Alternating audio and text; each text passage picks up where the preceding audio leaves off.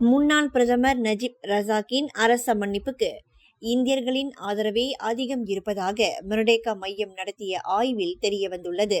62 விழுக்காடு இந்தியர்கள் நஜீப் ரசாக்கிற்கு அரச மன்னிப்பு வழங்க ஆதரவு தெரிவித்துள்ளனர். அரசு சாரா நிறுவனமான ப்ராஜெக்ட் சமா நடத்திய இந்த ஆய்வு கடந்த மார்ச் 27ஆம் தேதி முதல் ஏப்ரல் 17ஆம் தேதி வரை நடத்தப்பட்டது.